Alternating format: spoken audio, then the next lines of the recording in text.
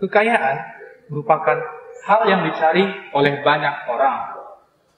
Bagi masyarakat Yahudi sendiri, kekayaan menjadi tanda berkat Allah. Orang yang dapat kekayaan berarti diberkati oleh Allah. Konsep demikian juga sering kita temukan pada masa sekarang ini.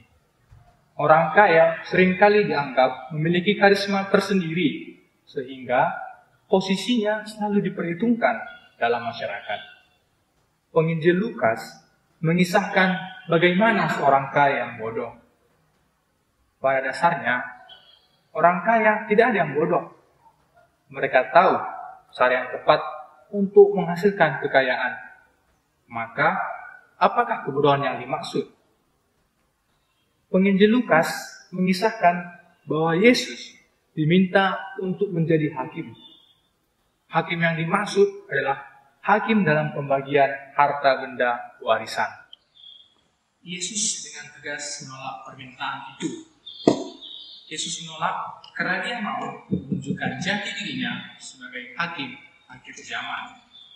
Yesus memang hakim, tetapi bukan hakim dalam membahas harta benda belaka. Yesus adalah hakim yang adil dan berbelas kasih, sehingga selalu terarah pada keselamatan. Yesus menolak menjadi hakim harta benda karena dia tahu bahwa harta benda itu bisa membuat orang menjauh dari keselamatan. Selain itu, Yesus menyadari ada sikap pikir dan mau menguasai dari tersebut. Sikap pikir dan mau menguasai itu bisa berkembang menjadi sikap sombong sehingga menutup diri pada keselamatan. Bila kita telusuri, orang tersebut meminta permintaan yang aneh kepada Yesus. Biasanya, orang meminta mukjizat penyembuhan, pengusiran setan, menyembuhkan orang mati, dan menjawab pertanyaan dari orang Farisi. Dalam kisah ini, orang itu meminta Yesus menjadi hakim supaya dia mendapat harta warisan. Yesus menegur orang itu dengan kasar agar dia sadar akan permintaannya. Yesus tidak memarahi orang tersebut. Dia hanya memperingati dengan perumpamaan orang kaya yang bodoh.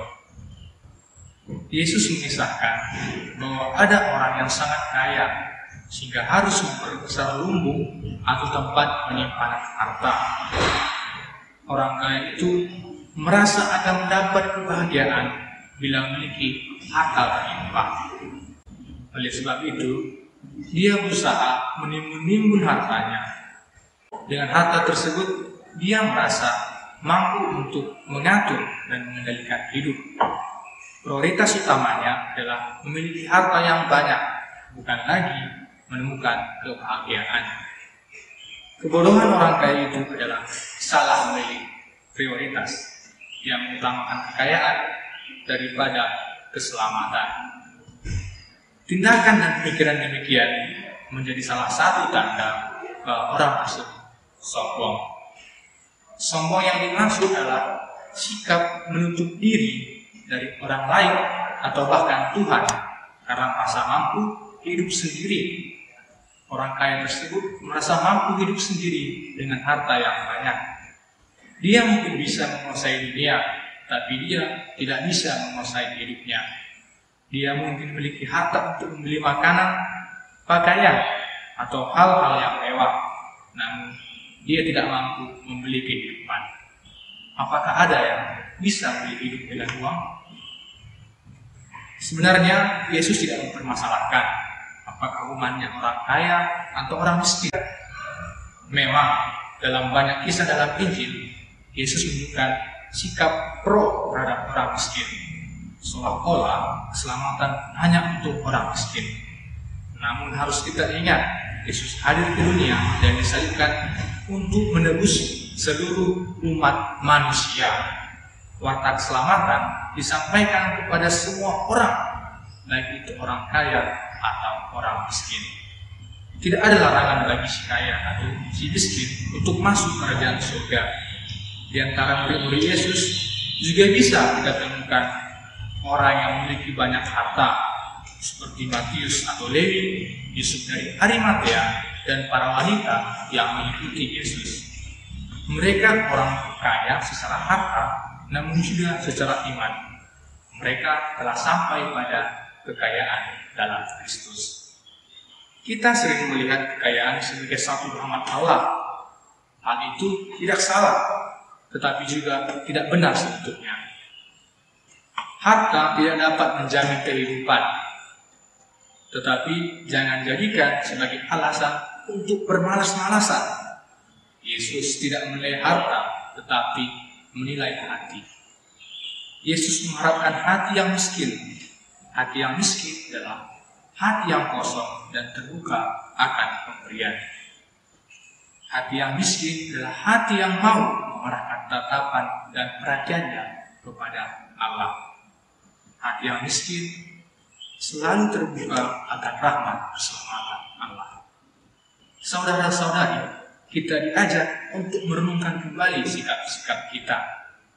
Coba pikirkan, apakah yang kita minta setiap kali berdoa? Jangan-jangan kita sama dengan orang yang dikisahkan dalam Injil. Apakah kita sungguh minta keselamatan kepada Allah, atau kita hanya terus-menerus meminta materi?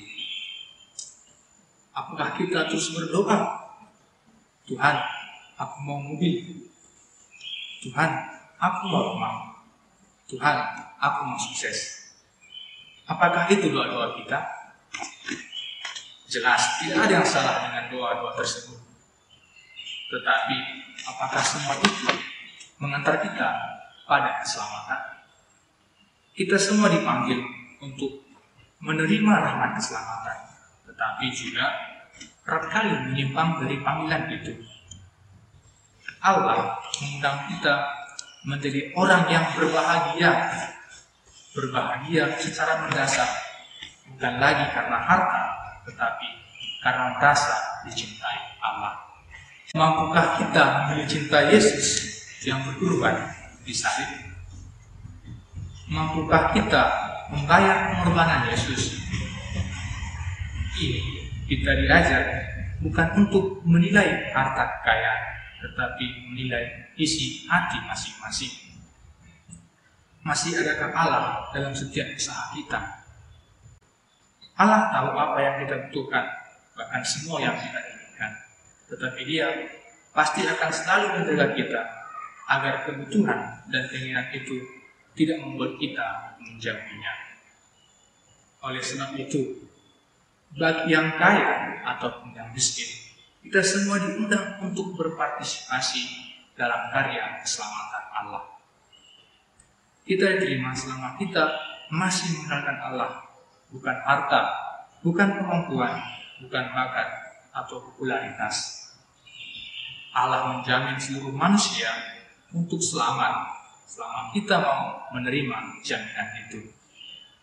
Marilah saudara-saudari, kita melangkah bersama-sama tanpa membedakan kamu miskin, kamu kaya, aku miskin, aku kaya. Kita semua mendapat jaminan keselamatan, maka tuntutlah jaminan itu. Allah menjamin keselamatan, mengapa kita menuntut jaminan yang lain? Bukalah diri pada keselamatan, bukan kesesatan. Buka hati pada kebahagiaan, bukan kehampaan. Biarlah Allah menuntun langkah kita, bukan kita yang menuntun Allah. Kita diundang untuk menikmati kekayaan Kristus. Apakah kekayaan Kristus itu? Kekayaan Kristus adalah kasih, cinta, dan pengorbanan. Kekayaan Kristus tidak dibalik dalam uang, emas, rumah, dan sebagainya, tetapi ditunjukkan dalam kelemah lembutan, kebijaksanaan, dan pengorbanan. Bukankah itu harta yang diberikan Yesus kepada murid-muridnya? Kekayaan Yesus memusat pada keselamatan yang Dia wartakan. Maka hendaklah kita selalu berdoa, ya Tuhan, bantulah kami untuk membuka hati dan menerima rahmat keselamatan yang Engkau beri.